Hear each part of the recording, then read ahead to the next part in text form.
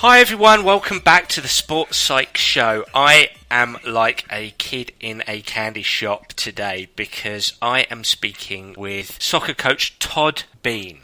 I'm really excited because I've been following Todd for such a long time. I had the privilege and honour of having some dinner with him a couple of years ago. No doubt you'll know of Todd, but if you don't, or you're not completely filled in with his biography, Todd is the founder of TOVO Training and TOVO Academy in Barcelona. And the academy he has helps him combine proven pedagogical practices from experts in the field of education with the visionary components of a total football legend into a dynamic and practical training methodology. That legend is Johan Cruyff, who Todd was very fortunate enough to work alongside for 14 years. There's a familial link there as well, as no doubt he'll allude to. In terms of Todd's background, he graduated from Dartmouth College and then ended up in England at the University of Sussex. He then went on to Stanford to complete his formal studies, where he studied an MA in education and with secondary teaching credentials. As an athlete, Todd played high-level football, played NCAA Division I soccer at Dartmouth College before playing professional soccer in the USISL League. Todd currently lives in, is it Barcelona or Sitges you live, Todd? Yeah, it's just Sitges, just south of the city. Right, okay. So he's currently living in Spain, where he's running the TOVO Academy. Todd, thanks for joining us. Yeah, it's good to speak with you. We're going to have to do dinner again, but until that time, it's good to speak with you. Well, it was an amazing dinner because I think we had dinner with Sky Bruce, who does some brilliant stuff around kids soccer in the States there, and the great, brilliant John O'Sullivan, who does his stuff around the Changing the Game project.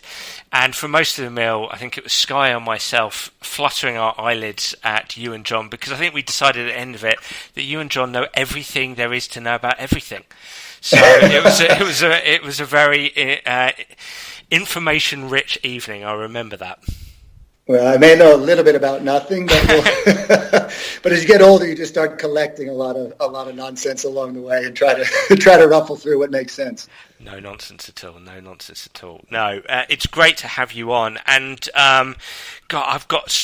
we've got so much to talk about, and I know we share a lot of philosophies, but one of the things I said to you when I got in contact with you, I follow your tweets, your bean babble as you call it, and it's certainly not babble, but your bean babble all the time, and I really learn lots from them. And one of the tweets that really caught my eye a few weeks ago was I think it was a sort of a bit of a semi-promotion for the TOVO Academy, but you basically alluded to when players come to your academy, they are learning three things. There's 14 fundamentals that underpin these three things, but these three things are, number one, manage oneself, manage yourself. Number two, manage space. And number three, manage the ball.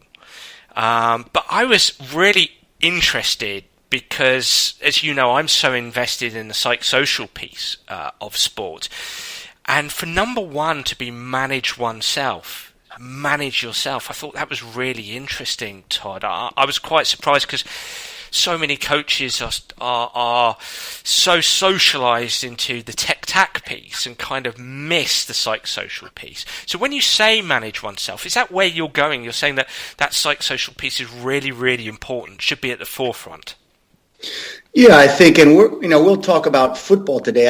I know in your shows you're talking with experts across many disciplines, and I think that's my background, to take a look at various disciplines. And when you look at those disciplines, be it business leadership or educational leadership or in sports science and any other endeavor, I think the fundamental component from which we need to depart is how we manage oneself. And then on top of that, of course, we can layer various skills, whether they're basketball, football, soccer, our business skills, leadership skills, communication skills. So I do put number one manage oneself, because I think that must come first. How to manage oneself in the environment in which we would like to succeed. And then using those principles successfully will lead to the accumulation of skills and the acquisition of knowledge. And so, and I know your work focuses on that. So I think it resonates probably with you as well, because I think that from that departure, we can certainly be more successful. And when you use this term, manage oneself, from your experience in coaching, when a player comes to you, comes to Barcelona, comes to work with you, comes to experience your program, what kind of challenges, personal challenges, do you think young players have when it comes to the psychological demands of the game? When you say manage yourself, what specifically do you mean? Well, we have, as you mentioned, you come to engage in any process. I think particularly for young players, there's a sense of urgency, which is not necessarily a bad thing. But it also can work against them, because we live in an Instagram age where everybody wants the final picture, right, where it's perfect. We want to look like Ronaldo, play like Ronaldo, make money like Ronaldo, have the assets that Ronaldo has, right? So, and I have kids in the home, so I know how this works. I mean, we live in this Instagram culture where the image doesn't really tell the story. And so really the kids, when they come, there's a sense of urgency, but we try to balance that with a sense of discipline and patience. And so our manage oneself refers to two components. It's the component of course, being off the field, which I think is most important. How do you perceive your environment? How do you take a look at the options available to you? How do you decide what's the best option in a given moment? And we can talk in more detail about that. Then you go ahead and execute that option, that decision, if you will, and then assess the efficacy of that. And so, of course, we're dealing with that in football and what that means on the pitch. But more importantly, I think when you're developing young people, it's important that these skills apply beyond the sporting environment. So we're asking our young players to prepare themselves to analyze options available and make good decisions. And as simple as that is to say, we as human beings, it's quite difficult. I mean, what will we have for breakfast as an athlete? Will we have the donut and coffee, or will we have, the fresh juice and the protein that we need? What are our sleeping habits? Are we going to bed at the proper time? Are we waking up accordingly? Are we making decisions on a daily basis that give us the ticket in to success on the field? And I think what I have to work with most with young athletes is to recognize that performance is not just 1 hour and a half of training a day. Your ticket into high performance has everything to do with managing yourself off the field. And I think that's where maybe young athletes don't recognize the importance of that discipline and those choices that they make off the field, because they just think if they can kick a ball well, they'll be successful. And we know that's not the case. Do you find that difficult to sell into young people? More with my own children, I think. Right? Parents are the worst coaches, I think, because I think it's harder to get my 6 children to buy into that, and maybe my oldest one, to be fair, and he'll tell you the same story, missed out on that. He went up, your direction and played here from Barcelona and moved to Wigan, and he didn't make the best choices off the field. He'll be the first to tell you. He's 25 now.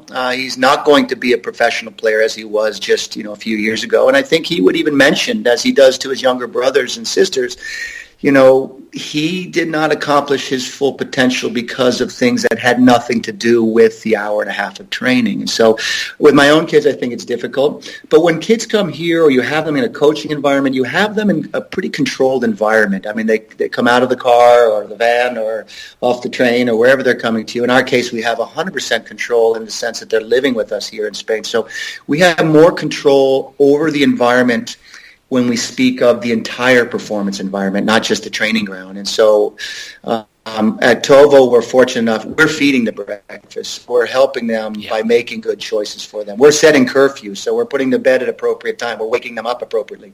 We're making sure they have rest recovery, that they're getting their academic studies in. So when we have control over the environment, it makes it a little easier. But again, players are only going to be in a controlled environment for a certain amount of time, and whether they go off to college or they go off into, the lower ranks of professional, or they, jump in as Christian Pulisic has done, and higher ranked professionals, they go home and they're responsible for their own environment, and those decisions are going to be critical that they make. And those are the decisions we talk about when we talk about managing oneself.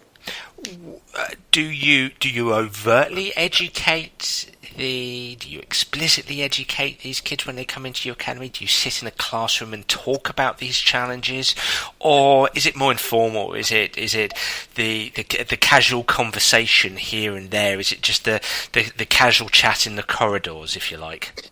Yeah, that's a great question, and I don't know if I have it right, and I think you might be able to guide me on this. I mean, we are, and I am, let's say, in favor of very explicit, detailed conversations, really mapping out the steps to success, really articulating them, coming to terms with them, and then acting upon them, and then, of course, assessing their efficacy. So I don't know if that's the correct way. Maybe you could help me out on that, Dan, but we sit down and we workshop these things. We talk about these things. We articulate them. We detail them. We draw them. We doodle them. We wrestle with the ideas. We do that in small groups. We do that individually. We do that in classroom sessions. We do that before we step onto the field. So I don't know if it's the right way to do it, but I will say that if we err on the side of detailed, explicit instruction onto making those decisions, and then giving the players more liberty, of course, as they mature, to do so on their own. Again, I'm not sure if that's the correct way, but we've had some success in approaching it that way. Look, I coming back at you, I think that there isn't a right way as such. I think there are varying ways, and I would imagine in different cultures and different contexts, those ways might have certain amounts of efficacy. I think that when one does something in a classroom session, having conversation through facilitation is a really powerful way to do it. And by that I mean rather than a coach or some form of instructor standing at the front of a class and saying, this is the way it should be, this is what you're experiencing, this is, or going to experience, this is the way it should be. I think posing a question, getting the young players talking about a specific challenge amongst themselves, brainstorming the solutions to those challenges, or the best ways the best behaviours to display every day. I just think conversation is the right word, but they have, in my opinion, Todd, they have to be introduced into an educational process. It's not, for me, it's not very effective and efficacious if we kind of just say, oh, well, it will take care of itself, and sometimes we'll have a conversation about it and sometimes we won't. No, let's actually bring this out into the open. But I think the best way to do that is, if we're going to do it in the classroom environment, let's get the young players talking. Let's get them brainstorming themselves. Let's get them creating their own blueprints, if you like. We can provide some ideas. We can provide some answers. We can provide some options. But it's getting those young players processing these things more deeply by having them having the conversations. Yeah, and I think that's great. That's why we use the word workshop. And I mean, if you think of traditional education, and I don't think anybody's going to accuse me of being on that side of the line, is that, I really like players to understand the why.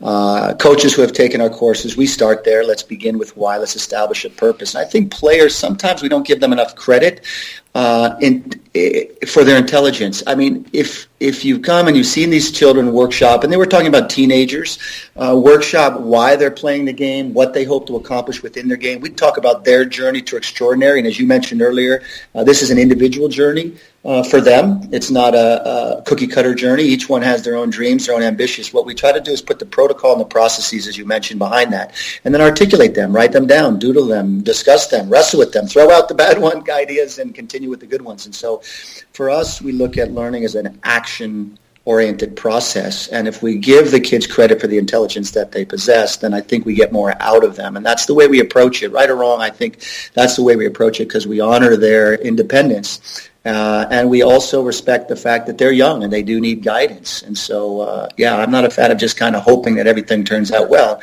I think we are on the side of processes and protocols, and let's put them into practice. Let's check their efficacy, as you mentioned, and let's cling on to the ones that work for us. And as you've written about, some things work differently for one than the other.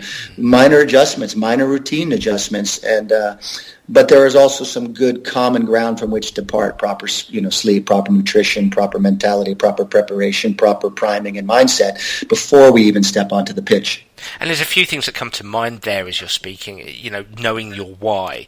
Not just why do I do what I do, but why should I do what I should do, if you like. I think that some young people in general, because they don't have life experience, we forget this as adults. We forget that teenagers don't have the same life experience. They haven't experienced the same failure, the same success, the same challenges, the same adversity as us. And so we've built up over the years these blueprints that enable us to perhaps be more disciplined at times, or not be more disciplined at times, perhaps find solutions a little bit quicker, perhaps deal with adversity a bit more effectively. And I think having young players in a workshop, as you describe, and helping them join up the dots a bit more, moving on to sort of managing space and managing the ball, well, that's linked to managing oneself. And I think when you're a young person, that's not that obvious. It's not that obvious to say, well, to have ball mastery or to understand how to manage space and then to go and do it, knowing and then doing it. It's not that obvious to link that up, that physical, that tech-tac piece with managing oneself. And so having the opportunity to have those workshop conversations, having that opportunity to give them a little bit of guidance, I think is important to help them connect the dots, because nutrition and sleep, rest and recuperation, self-regulation, these things aren't that obvious when it comes to how I perform on the pitch. Over the years, I've found young players, if they're going to push back at me, they'll go, yeah, but it doesn't matter, does it, Dan? At the end of the day, if I can control the ball, I can control the ball. If I can find space, I can find space. Does it really matter that I'm having these couple of packets of crisps in the afternoon? Does it really matter that I'm playing my Xbox or PlayStation till 1 a.m? I can still control the ball. Does it really matter that I get a bit frustrated out there at times?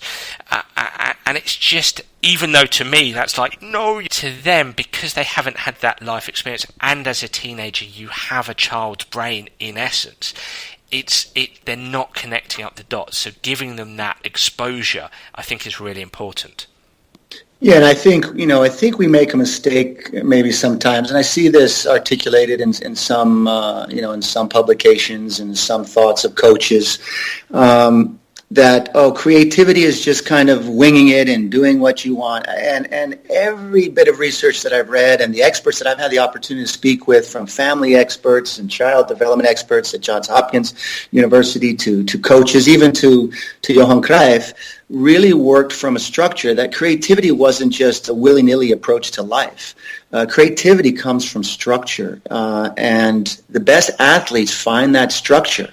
And when you have that platform as your departure, that structure as your platform, you can then perform at the highest levels. As you mentioned, I made the disclosure that I married into the family by marrying Chantal Cruyff, and so I had the good fortune before his passing of really learning a lot about that, and through Chantal a lot more. But she'll tell you the story. Her father, Johan, was very disciplined with respect to his sleep. And no one's going to know that. That's not in the modern Instagram, the modern messages. But it was a ritual. He believed that every hour before midnight counted double. Okay, is that ludicrous, or is that really just wisdom that you can glean from people who have been down the path? And in this case, been down the path at the highest levels. Just rest, recovery, as you mentioned, discipline, ate very well. Still, Danny, my mother-in-law, eats incredibly nutritiously. We love going up there. The kids love going up there. I mean, these are things that I don't think we get in modern day, because we're talking about controversies or handballs or results or who's in the table and what League of Nations is going to mean. But at the end of the day, athletes are not part of that process. They need to establish their own processes, and that's what we try to work with and say, listen, everybody's success. You look at modern day heroes, Iniesta, Messi, Xavi, Ronaldo, you see them following processes that are of great health and of great benefit to them before they step on the field. I think Messi is a good example. He did not start with the best habits. He made a radical change in his nutrition and his discipline off the field. And as a result, you're seeing 10 years or more of dominance. I mean, Ronaldo must be the same. I don't know him personally, but he must have habits that are incredibly disciplined to be able to maintain himself at the highest level of the game for as long as he has. And I think those are the messages that we don't get to the kids, as you mentioned. Those are the ones they don't see. They just see them kicking a ball. But behind every action, there is that preparation. I think is critically important. You mentioned their structure as a forerunner to creativity. At your academy, do you coach creativity? Do you coach a structure which can lead to creativity? How does that play out at the TOVO Academy? Yeah, it's a good question. So when we get on the field and we feel well rested and we feel nourished and we feel like we've taken care of the proper preparation and priming for the day's event, then we can start to talk about how do you express yourself within that structure. And again, this is just our cup of tea, but we're influenced by Johan Cruyff's vision of total football, of attacking and football, of position play. So really, people are surprised to find out how much structure we provide in terms of the elements of managing space. And so we really look at the architecture more like a chessboard and what roles and responsibilities players have to manage space in relationship to one another. And we work through rondos, into position play exercises, into very specific training games where players are required to manage that space effectively. They need to create space, they need to close space, they need to manage space, but not just as individuals, quote unquote, creatively doing what they want or dribbling senselessly down the sideline or out of bounds or into another teammate. Really the structure of creation of space and the management of space, and then, of course, on the defensive side of closing space, comes from a very detailed orientation of spatial relations. And so, without going into too much football, we work on that. From the moment we start training to the moment training ends, we are constantly cycling through these 14 principles of play. But we're doing so, and you made reference to this earlier, we're not doing this through laps and lectures. We're doing this through play, through active, targeted, disciplined play where there's competitive environment in each of the exercises and that a child has to perceive, conceive, decide, and in soccer you have to deceive, execute, and assess. And so what we do is we work on intelligence, and by intelligence we front-load cognition, that process. The process of perception, the process of conception, of making a good decision, maybe throwing in some deception, executing flawlessly. And that's where your technique comes in. But if you think about that, and you mentioned that earlier in the podcast, technique is one fraction of the entire efficacy, right? And so if it's just kicking a ball, you're not going to attach a thought with that. And so we really work on front-loading cognition. And then when we come to that element of execution, of course, then we need to be able to pass a ball accurately. We need to be able to receive a ball appropriately. We need to be able to dribble and shoot, etc. But I think we get lost in thinking that execution is the greatest piece of the puzzle. But it isn't. It's only one fraction of that, and we really work on that daily on the pitch from moment one. The other element I just want to mention is about self-regulation. You brought it up. You can do exercises which have no player self-regulation. For example, the coach dictates A to B, B to C, passing drills that I think are ridiculously inane, exercises of jumping, running around hoops, shooting, blah, blah, blah. You can name it. They're posted on Twitter every day. It drives me crazy. And they have no self-regulation. In other words, the only way that a player knows that they've been successful is if a coach barks at them and tells them, great job, or yells at them and tells them a poor job. Every exercise in our portfolio has that element of self-regulation. A player will know whether or not they've been effective, and they don't need me on the sideline to bark at them to tell them so. And I think that's something we forget. If we want to develop self-regulation in young players, and particularly in teenagers as they're developing their executive functions, we need to train that. And the only way to train that is to give them exercises that are action-oriented, but also have elements of self-regulation such that the intelligence is on the pitch and not on the bench. How do you go about front-loading cognition? So is it implicitly instructed through the design of the game? Or and or are you talking to the players about this, about the process of cognition, the awareness piece, the perceptual piece? Are you talking to your players about their relationship with space, and overtly instructing them and having this overt conversation about how they should treat space and what they should do with space? Yeah, the exercise, for example, and we'll take a position play exercise. After we've done activation with some movement exercises and some rondos, which people will understand, and of course your audience will understand, we really emphasize the position play games and the training games. That's the bulk of our training sessions. So when we talk about position play games, this comes from Johan. In Dutch, they say positiespellen. And Johan spoke about this all of the time. All of the time. I never really saw him comment on the technical action in a given game, whether it was sitting down and watching Barcelona with Frank or with Pep Guardiola or in a Champions League match or any opportunity I had to sit down, and there were many, watch a game. Rarely did he talk about the action itself, where all the fans were reacting to the action or to the referee's decision or to a ball that's played.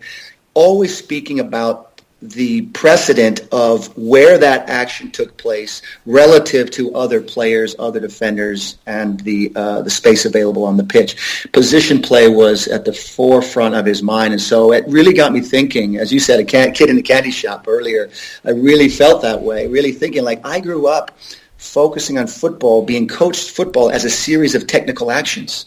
Pass, shoot, dribble, boot it. If United States, they say boot it. I don't know if they still do, but get rid of it, right? It's a ball we don't want. It's a problem. And I ran a lot. But now I heard this visionary sit and talk about position play. How many meters? What options available? How is that space managed?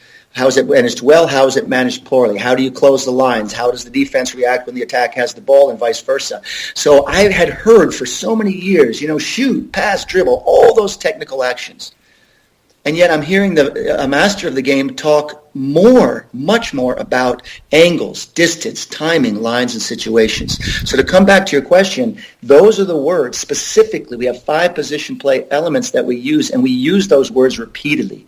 And it doesn't mean we lecture them. It means that we're doing them. We're talking about angles of reception. We're talking about playing to the far foot. We're talking about spatial relationships between you and the defenders. If they split, you split them. If they're tight, you play wide. If they're deep, you can hold the ball. If they press, there's space in behind. It's a constant dialogue, but the dialogue takes more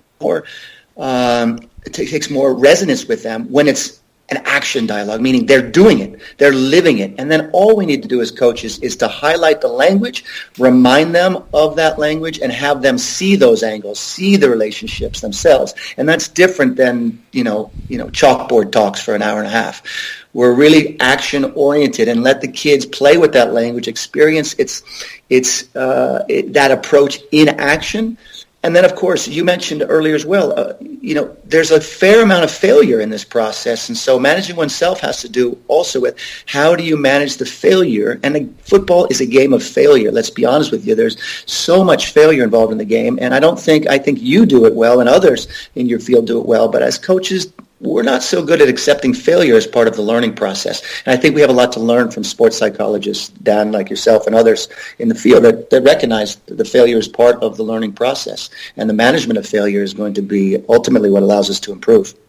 I'm staying with this because I'm fascinated with the process, your coaching process. What I hear you say is you will have specific activities that you set up, and you will engage in a lot of repetition revolving around specific principles that you want your players to learn.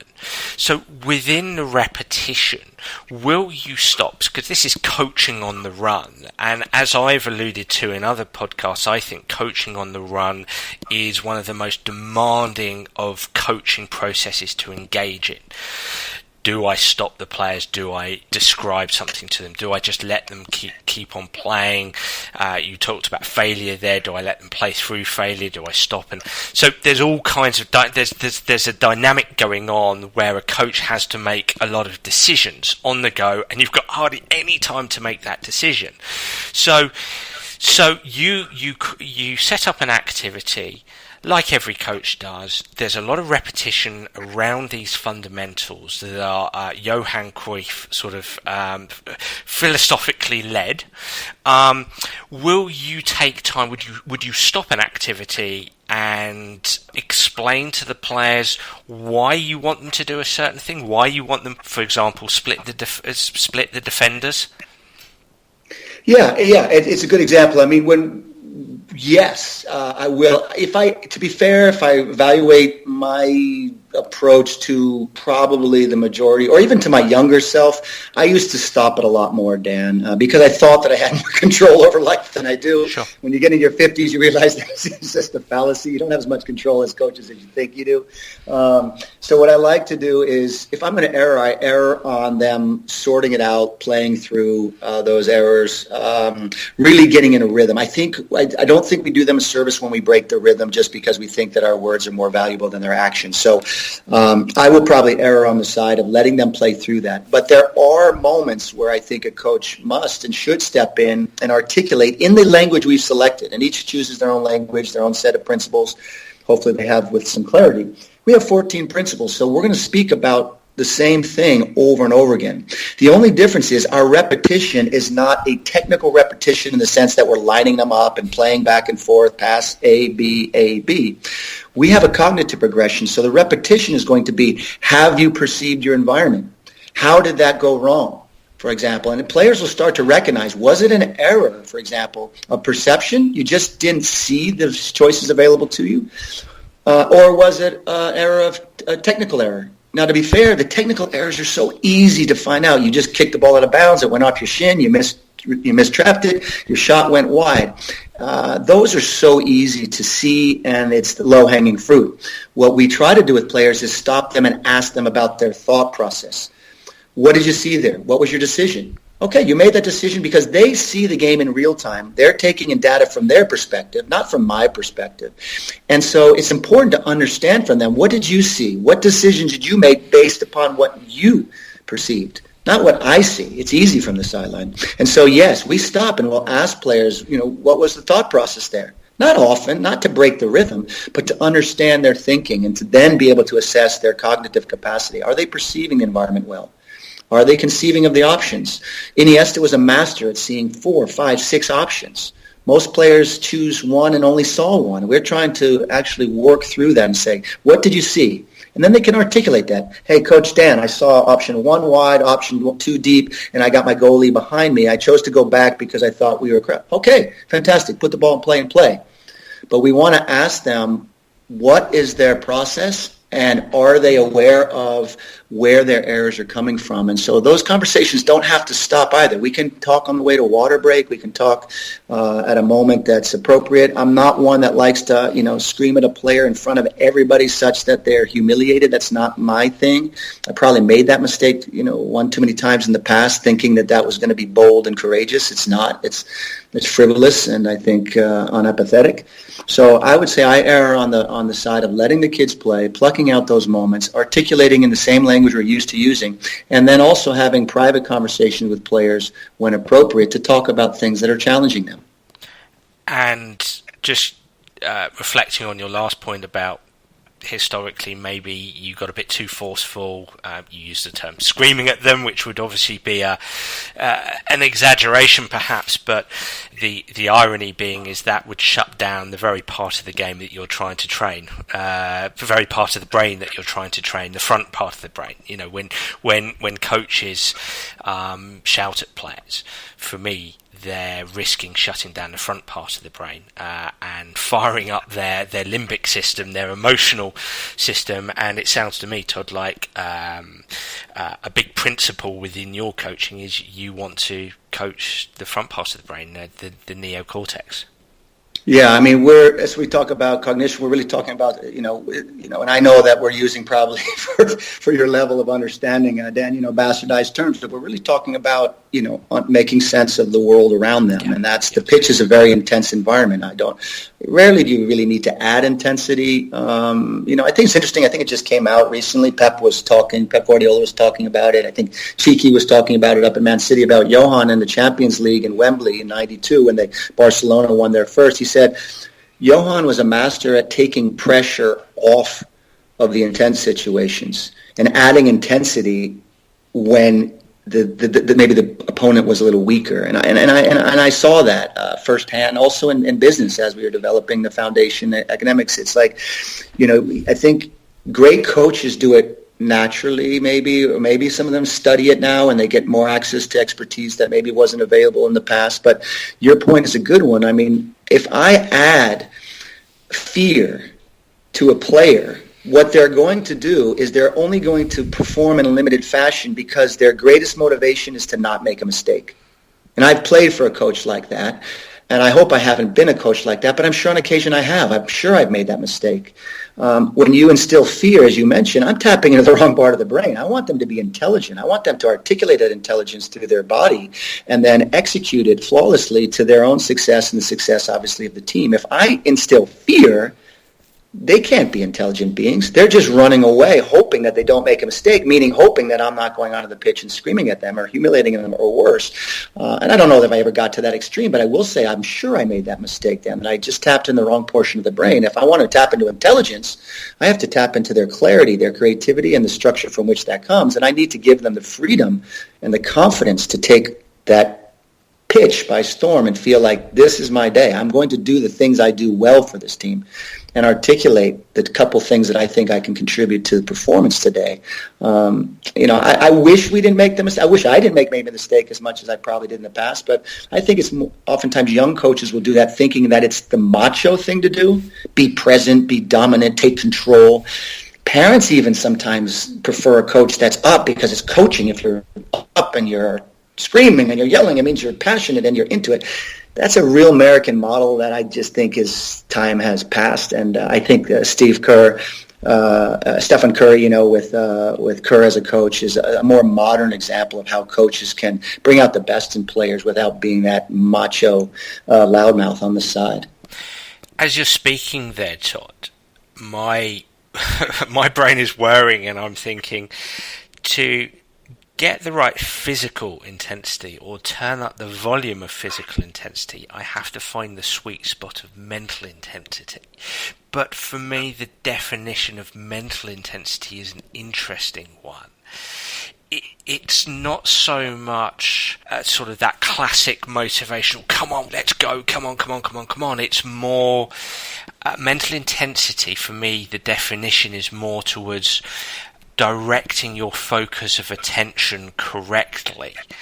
And I think when you direct your focus, when you have the right intention, when you have that correct focus of attention, then you get the mental intensity, which leads to the correct physical intensity and optimizes your ability to execute your technique and the right tactics. But if we come back to coaching, I think it's helping players place their attention on the right things.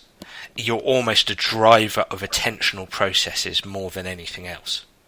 Yeah, I think, I think that's a brilliant way to articulate it. And two, you think about, let's say, the traditional approach to intensity, and it's a completely different from this definition that I prefer that you just mentioned.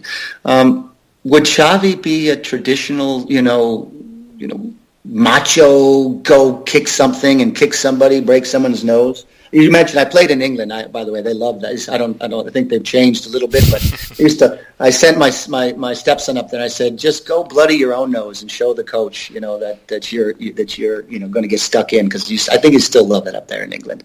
I think you have more intelligent players now and have done well in the World Cup as a showcase for that. But there is that sort of thing. Would Xavi be intense enough for the traditionalist? Would Iniesta? But I'm fortunate enough to have seen these men play, and they're incredibly competitive, incredibly intense, but not in. And I don't know. I remember I'm coming from American bias. I mean, in America we love hustle and we love intensity and we love the sweat, and when we have to scream and point to ourselves and point to the name on our back of our jerseys. I don't think that's the intensity that you're talking about. I would prefer to have Xavi's intensity and his efficacy, Iniesta's intensity, his focus, his ability to execute his wishes through impeccable skill, rather than have some, screaming, idiot running around the field senselessly. Great hustle, but poor efficacy. So I think we've tried to redefine what intensity is, and now I'm going to steal yours. If you don't mind, I'm going to read a little bit more and use this with the players, because I think that's what we want, the intentionality. What are we intending to do? Can we think our way through that quickly, and then can we execute that flawlessly? And to me, that's intense. It doesn't have to be a rabble-rouser. It doesn't have to be, a guy that's, knocking people's heads about the pitch. It's somebody who's effective and focused and doesn't get derailed from that intentionality when things don't go well. And that's a new definition, I think, of. And there's modern players that, Modric and the Iniestas and the Dele Allis that are probably more in line with that modern thinking that you propose. It's the direction of that intensity, isn't it? It's the direction of that attention. When you can, as a coach, you can help a player direct their intensity of attention onto, for instance, something you said earlier, position with relation to space and ball. Having that, if we were to use the word obsession, I'm obsessed about position with relation to space and ball. I'm obsessed about angles. My intensity revolves around my distances, my timing lines. Then that you've got that intensity around intelligence. That to me is the correct form, or the most efficacious form of intensity. Not that it's that subtle difference between intensity around intelligence and knowing what that intelligence is, with relation to intensity around physicality. And I just think there's something about that socio-cultural, that socio-historical thing whereby sports, we're so socialized into intensity around physicality, intensity around trying not to lose and trying to win. And I think that as a coach, by directing attention and intensity, or intensity of intention, onto the game intelligence, the principles of the game, the space, the ball, the relationship between the position, the angles, the distance, the timing lines, that is a more effective, efficacious, optimal form of intensity. Yeah, and I think, and maybe it's a question. I mean, I think you raise a good point about that, is that we have equated intensity, and even beyond that, into full player development with physicality. I think, you can tell me more what you're seeing up there. I don't know how much remnants of that past is still, permeating through your cultural identity there, but we still have that in the United States. What I like about Johan's approach is that it's not about size, or it's not about color or creed. It's about intelligence. You can be intelligence in a very small package, as we have seen some of the best players in the world become.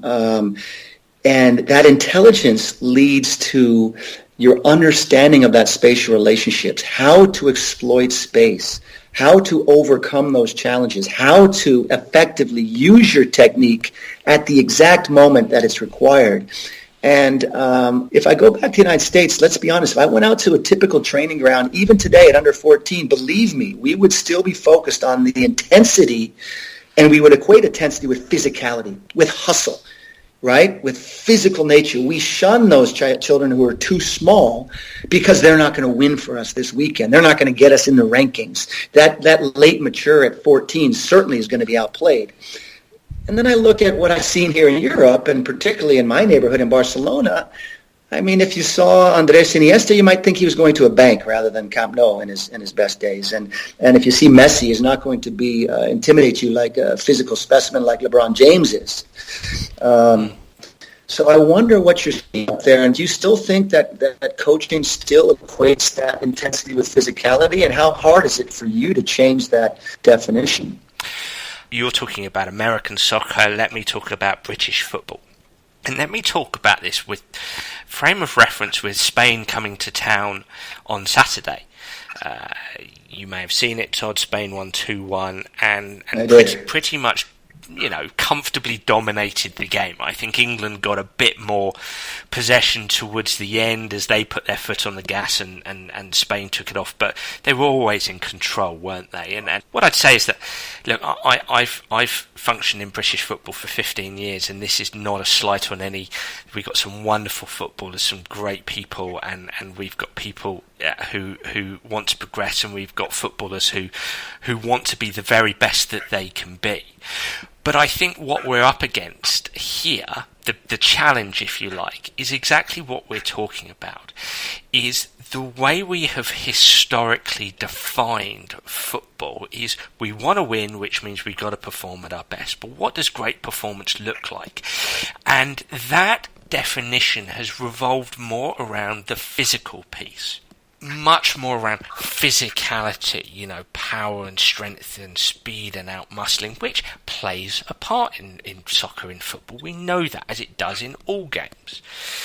But that is where collectively, if you're in the changing room, and I've experienced this a lot, if you're in the changing room in Britain before a game, there's a lot of punch in the air, come on, shouting, screaming, and I dare say that happens around the world.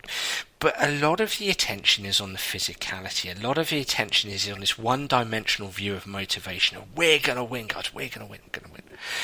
And I just think all of our attention is directed towards the physicality and the intensity of physicality, less so towards the subtleties of the game.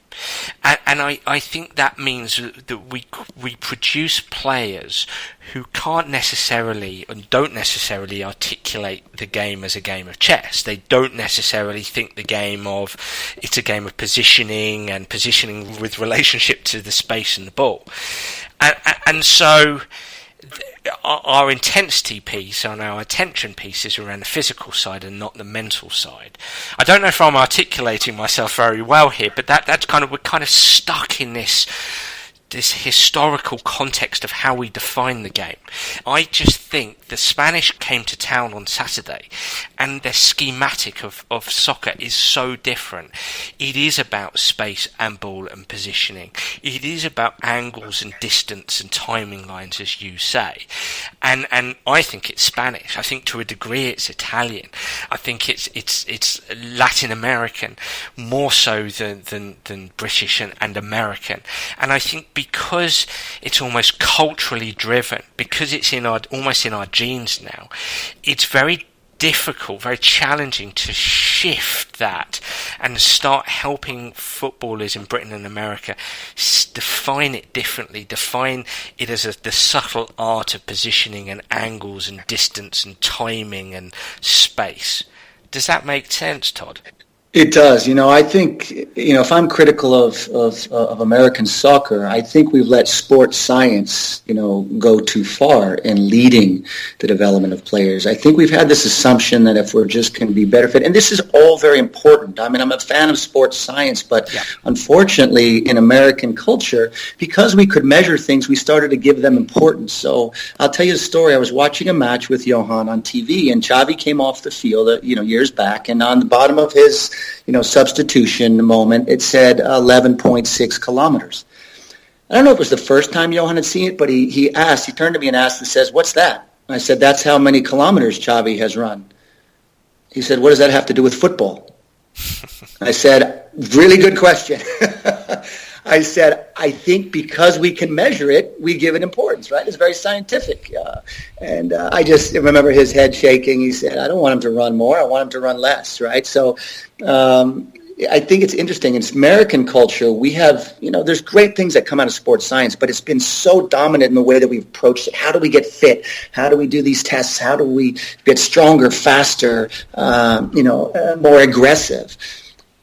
But, the best innovations come from intelligence. And, of course, you need the physical nature of the game. Everybody needs that ticket in. You have to be fit. You have to be well prepared to compete. And that demands a physical fitness that every player should have. But it's your ticket in. It isn't going to be the solution. It's not like you're going to go to the World Cup and be more fit than the Germans or more fit than the Spaniards. But you can probably be sure that if you play against a good team, in this case, Croatia most recently or France, they're going to outsmart you. You could be physically as strong. You may be physically even stronger. You may be even taller. Maybe not than Pogba, but certainly than Griezmann. What are the greatest teams have done? Germany outsmarted everyone.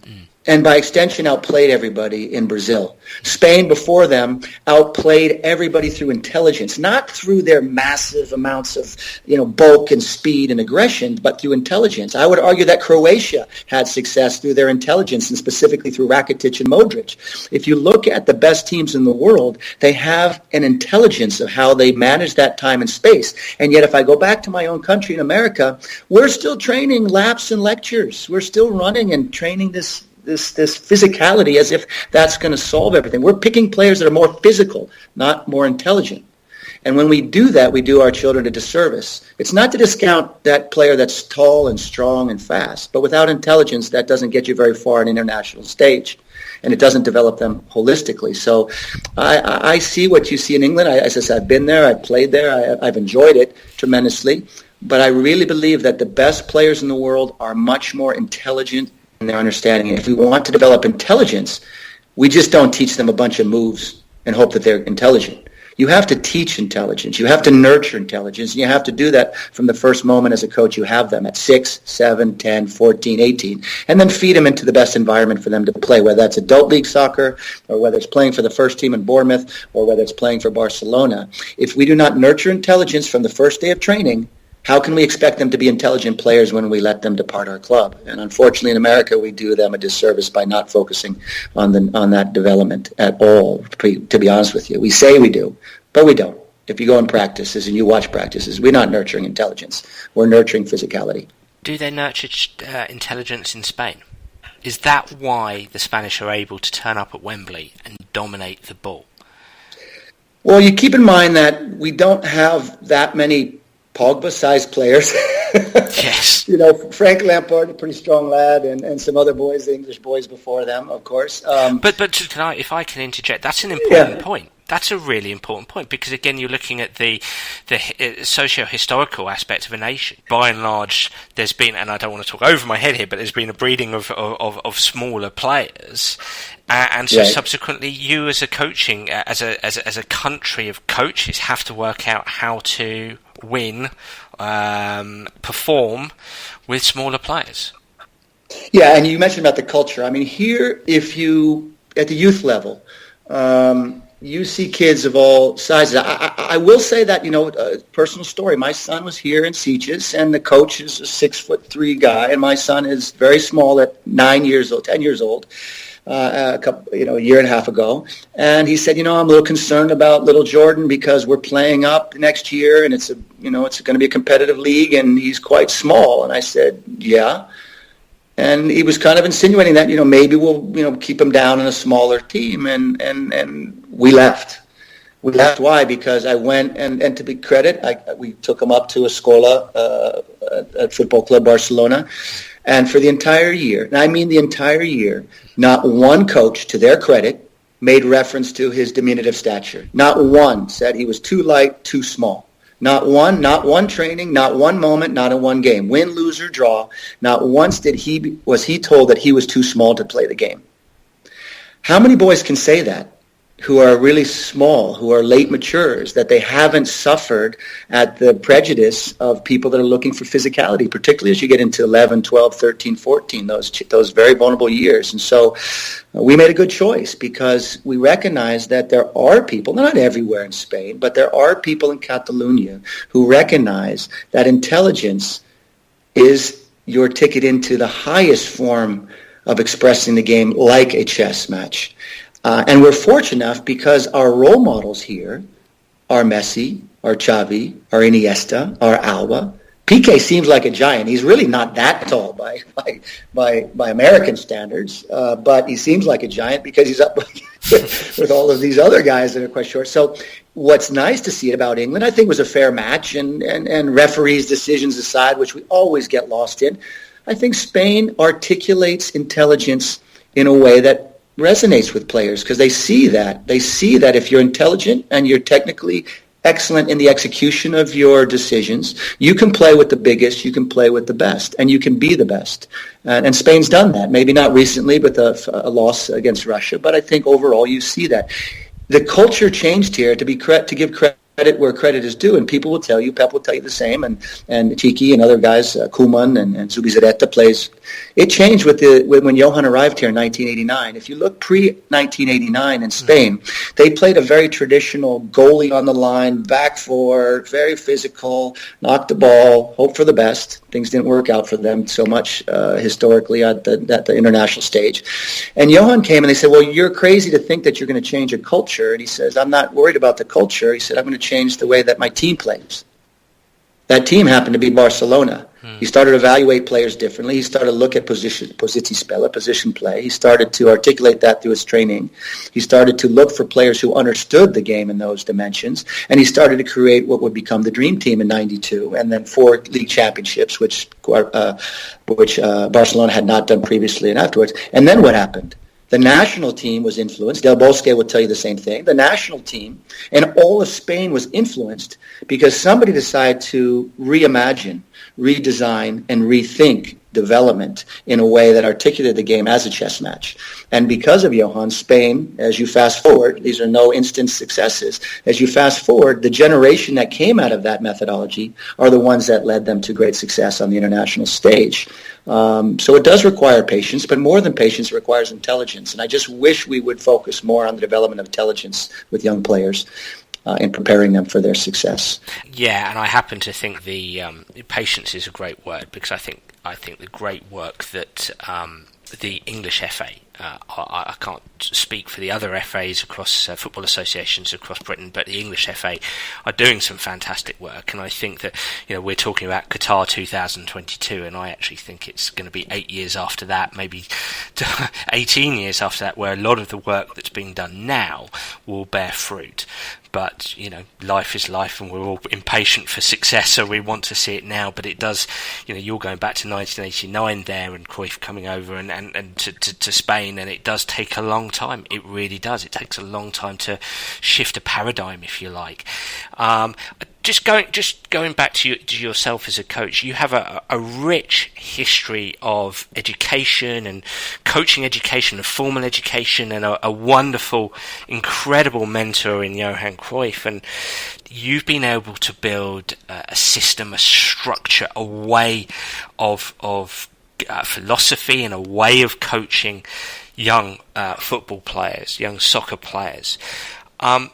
Do you have bad days? Do you have times or training sessions that go poorly, or your perception is that they've gone poorly? If so, how do you cope with that? How do you adjust?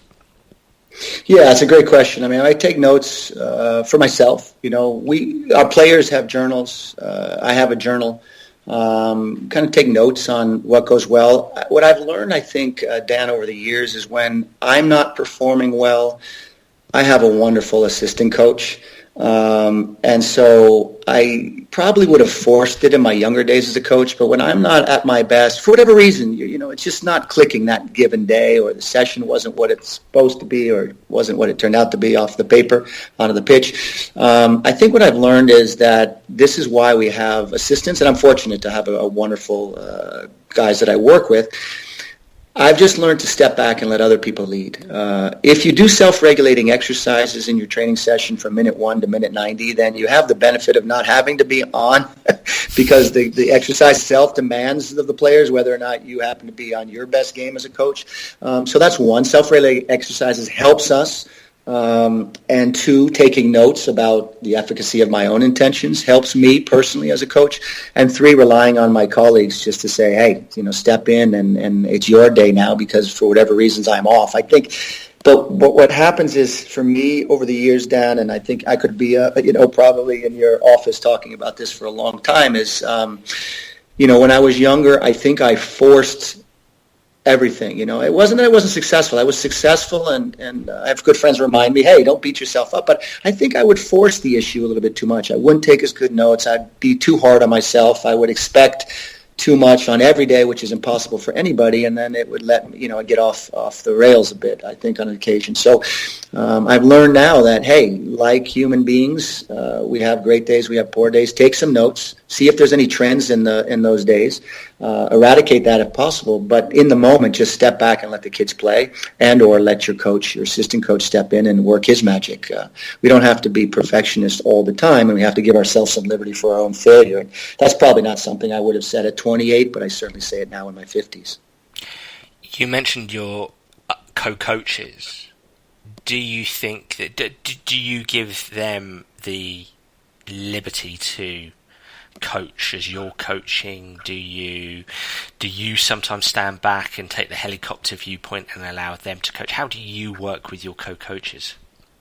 We just take different sections of training. For example, a typical day, I've got Michiel, a great performance specialist, a movement specialist who's out of Holland that comes down and trains with us, trains our boys. And then we have Oscar, who's been with me, a fantastic colleague here from Barcelona. So to be fair, I think it's more like, do they let me coach?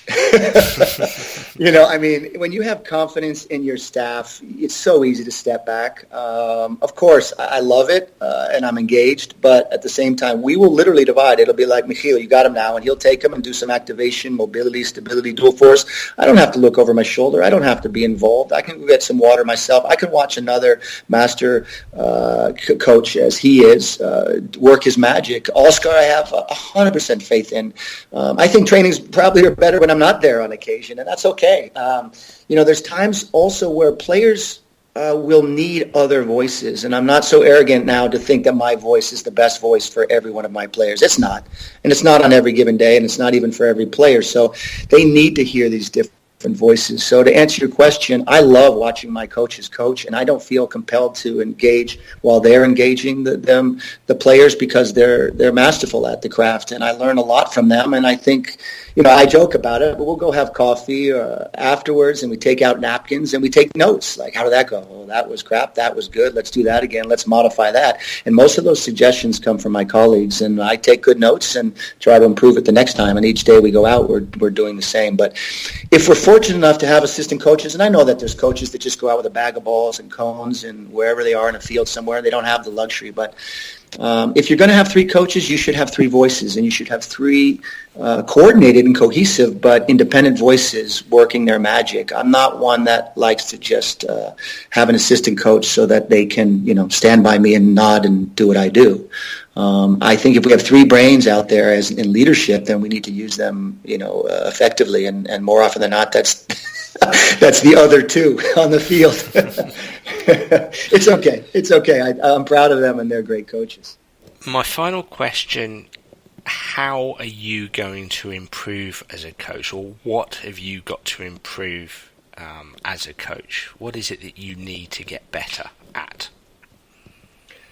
I think it's the discipline of maintaining a coherent routine, as we've talked about earlier, and managing oneself. I mean, I also have to manage myself, Dan, if I'm honest, and I don't want to be in therapy right now, but if I'm honest, we come back full circle to the beginning of the podcast. I mean, sometimes we're so busy trying to help others manage themselves or have the tools to do so that we don't do that ourselves. I mean, I'm fortunate. I live in a beautiful part of the world, but it's simple things, and I don't know, this maybe sounds ridiculous to the coaches listening out there, but I'm going to go. I swim every morning out here, a block away from my home on the water. I go have ice cream with my kids. I get away from the game. We go to Tahoe. We hike. We bike. The kids don't touch a ball for a while. We're doing all sorts of other sports and activities, and we draw and paint, and my kids are going to do piano lessons. So I think the short of it is what I've learned is while I'm busy trying to improve as a coach, I really have to get away from coaching and just read and just be with my wife and just take a walk and go have an ice cream and go jump in the sea. And that's probably coming back full circle. I have to be better at managing myself so that I can bring the proper energy and maybe the proper example to the kids. So I'm getting better at it, but obviously if you ask me one thing I need to improve on, I need to manage myself better so that I get away from the game and not get so obsessed that I'm reading about it all the time. I'm tweeting about it all the time. I'm reading your work all the time and every other experts in the world. I have to get away from the game, and that's the thing that I'm trying to work on this season. You have to manage yourself to help them manage space and help them manage the ball better. Easier said than done, right? we tend to be an obsessive bunch, as coaches, but and that's a good thing. But I think a little breath of fresh air away from the game and just being with the children also makes me probably a better coach in some way. Well, again, we're going full circle back to if I want to be the best that I can be in the moment when I'm out there for the hour and a half, or I'm out there, I'm in the office, engaged in reflection with my coaches, then I need a clear mind. I need a frontal cortex that it has enough sugars and glucose that's going to help me to reflect and analyse and execute when I need to. So I think it's the challenge for all of us is to manage ourselves better. That again, I come back to, and I understand it might be my own cognitive bias here, but I come back to the psychosocial piece. No matter if you're a player or a coach, ultimately we come back to psychosocially getting that piece right, or managing ourselves better with the psychosocial. Yeah, and I've taken some time this summer, and I said I do read your work, Dan, and others, and I really try to take morsels of wisdom from people within and beyond football. And one of the suggestions I received last spring, I think it was, really to kind of try to articulate step by step the process as you value it in coaching. This is the message to me, and so I spent accumulating notes, and over the summer had some time to rest and recover and rethink and redesign that approach. And so we've kind of articulated what we call 10 E's to excellence, and that's forced me to discipline myself. I just use that letter for the discipline of it all and the fun game of it all. But and now I'm just putting this all down into a format that we're going to go online, and we're just going to share what process I learned over the years, and there have been many years behind me, more behind me than in front of me, I'm sure. And I've just articulated that into a program, a course. So we're going to take these ideas online. And what I like about it, and this is what I like about your work as well, is you're teaching us a process. And you and other sports psychologists, you're not giving us an answer. You're giving us a process that we can follow, and then we can apply that. And that's what I'm trying to do with this coaching course. We're going to try to articulate a process that coaches can follow. We'll share how that flushed out with the TOVO methodology. But like you, I'm really focused on the process, and then coaches can make a coherent program themselves, put their own label on it, and then go work their magic in whatever corner of the world they happen to be. So like you, I'm very focused on managing oneself and helping others manage the process, hoping that the product is a good one at the end of the day. The process drives the performance, which drives the outcome, in essence. Yeah, fantastic. Todd, brilliant. I've loved every minute of this. It's food for thought for me to go away and reflect upon it, and I'm sure it is for everybody else. Speaking about everybody else, how can people who have listened in get in contact, follow you? Okay, yeah. So I think the best thing is to start maybe at the web address, which would be TOVO Institute. .com, where that'll be detail our academy programs, and more specifically our programs for coaches. We're going to be launching with the next couple months our first online. So TOVOinstitute.com. As you said, every once in a while I'll throw out some Beane babble on Twitter at _Todd Beane. Trying to keep the Twitter space positive as best as possible. And then if anybody wants to reach out personally, please feel free to do so. We're here in just south of Barcelona in Sitges, and you can reach me at TB, that's for Todd Beane, TB, at TOVOacademy.com, and we'll keep the dialogue going. And as I said, I really appreciate you allowing me to reach out to your listeners, and I'm looking forward to listening to the other experts that I know you've got scheduled. Well, Todd, that was absolutely brilliant. Thank you so much for joining me on the Sports Psych Show. Everyone, that was Todd Beane. Wasn't that brilliant? I learnt loads. I know you probably did too.